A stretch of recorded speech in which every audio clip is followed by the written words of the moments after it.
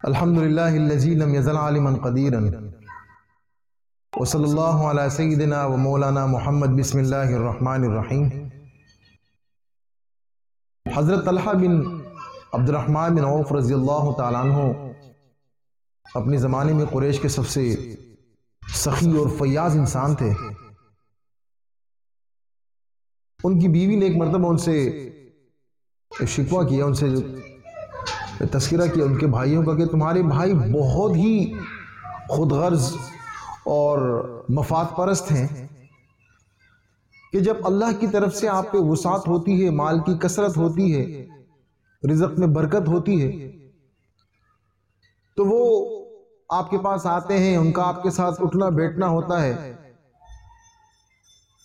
اور جب اللہ سبحانہ و تعالیٰ کی طرف سے مال کی تھوڑی تنگی ہوتی ہے، تھوڑی تنگ دستی ہوتی ہے، تو تمہارے بھائی نہ تمہارا پوچھتے ہیں، نہ کبھی ملنے آتے ہیں، نہ تمہارے ساتھ کبھی بیٹھتے ہیں۔ تو یہ اس بات کی علامت ہے کہ وہ صرف خود غرض ہیں، مفاد پرست ہیں، اپنی ضرورت کے لیے آپ کے پاس آتے ہیں، باقی کوئی بھائی چارگی نہیں ان میں، کوئی رشتہ داری نبھانے نہیں آتے، بس اپنی ضروریات کو پورا کرنے کے لیے آتے ہیں۔ تو حضرت طلحہ بن عبد الرحمن بن عوف رضی اللہ تعالیٰ عنہ نے بہت ہی مثبت انداز سے اس کو جواب دیا، فرمانے لگے کہ یہ تو ان کی مکاری یا کوئی خود غرضی نہیں ہے، بلکہ یہ تو بڑی اچھی بات ہے، یہ تو بڑے اچھے لوگ ہیں، یہ تو ان کی شرافت ہے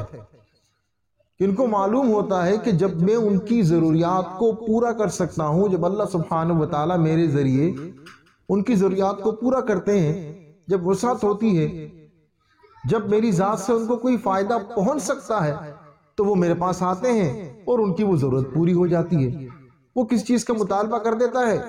تو وہ مطالبہ کرتے ہیں اور میں وہ مطالبہ پورا کر دیتا ہوں، لیکن جب وہ دیکھتے ہیں کہ مجھ پہ تنگی ہے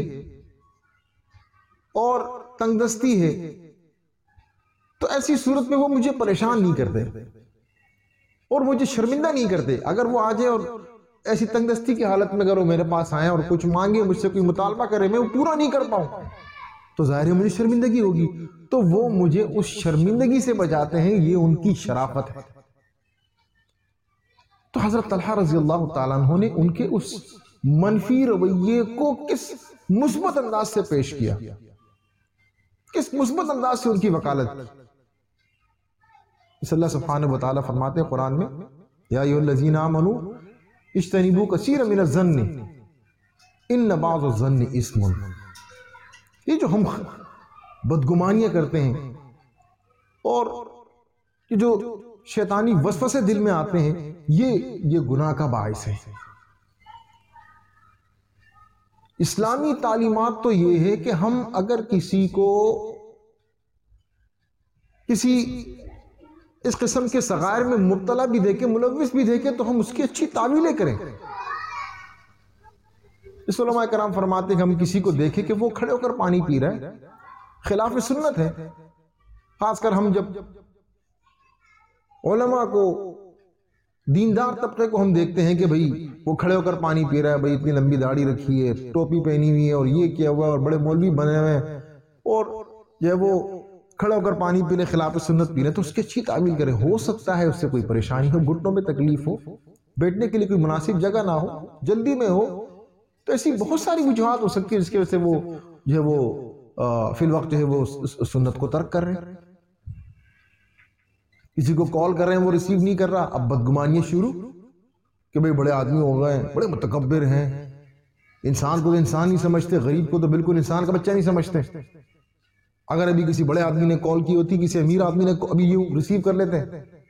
ہو سکتا ہے وہ ڈرائیونگ کر رہے ہوں، ہو سکتا ہے وہ بائک چلا رہے ہیں، ہو سکتا ہے وہ کسی میٹنگ میں ہو سکتا ہے بیت الخلاء میں ہو، واش روم میں ہو۔ تو ایسی بدگمانیوں سے خود کو بچانا، کیونکہ یہی بدگمانیاں، ان میں سے کچھ بدگمانیاں ایسی ہوتی ہیں جو گناہ کا باعث ہوتی ہیں۔ تو اللہ سبحانہ و تعالی ہمیں اسلامی تعلیمات پر عمل کرنے کی توفیق عطا فرمائے، اور آپس میں ایک دوسروں مسلمان بھائیوں کے ساتھ جو ہے وہ ایک اچھا رویہ رکھنے کی توفیق عطا فرمائے۔